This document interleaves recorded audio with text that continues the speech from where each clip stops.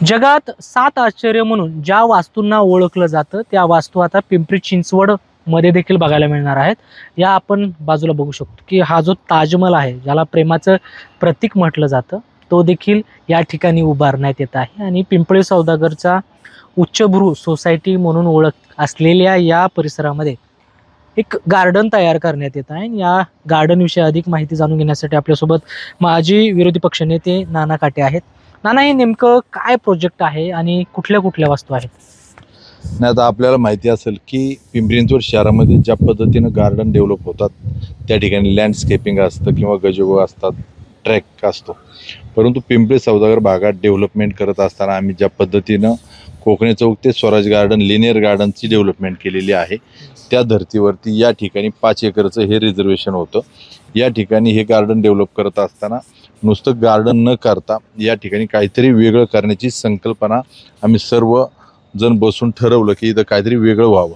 आणि त्या पद्धतीच्या सूचना प्रशासनाला दिल्या.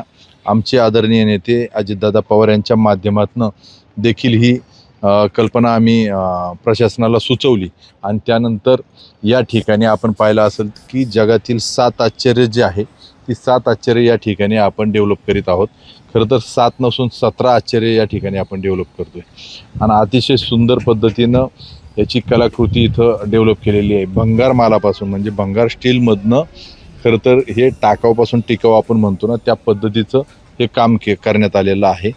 या भागामध्ये 5 एकरमध्ये डेव्हलपमेंट करत असताना 11 कोटीचं काम काढलेलं आहे.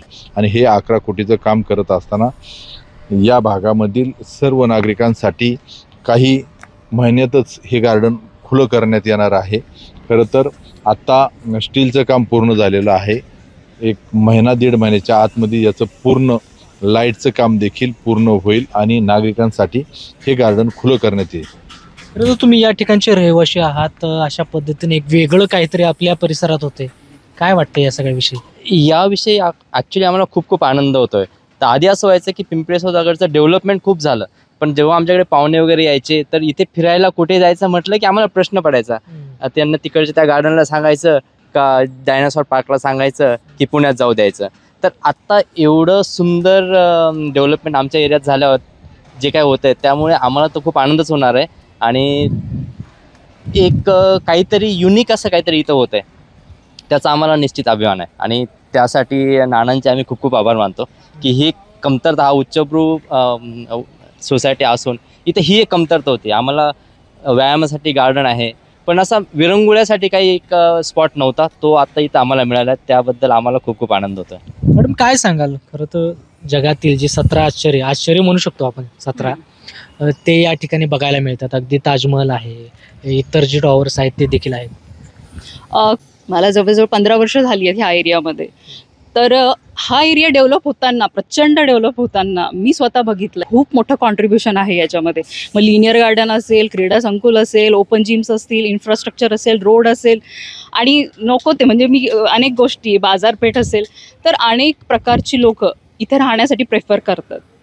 आणि भविष्यात एखादा व्हिजिटर स्पॉट असं काहीतरी संकल्पना घेऊन, याची खरं तर कल्पना नव्हती, पण आमच्या एरियामध्ये असं 7 आश्चर्य आणि त्याच्या व्यतिरिक्तही अनेक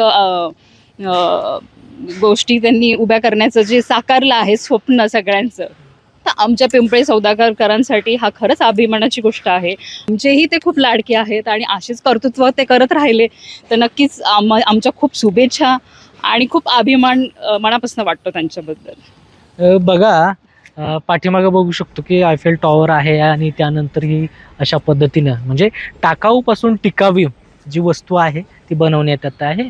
7 आश्चर्य तर आहेतच, परंतु यामध्ये इतर 10 जे जगातील ऐतिहासिक वास्तू आहेत त्या देखील उभारल्या जात आहेत. मुळात हे गार्डन कधी सुरू होणार आणि कधी या ठिकाणी नागरिक येणार याची उत्सुकता जी आहे ती इथल्या नागरिकांना देखील लागल्याचं बघायला मिळत आहे. कृष्णा पांचाळ, मुंबई तक, पिंपरी चिंचवड.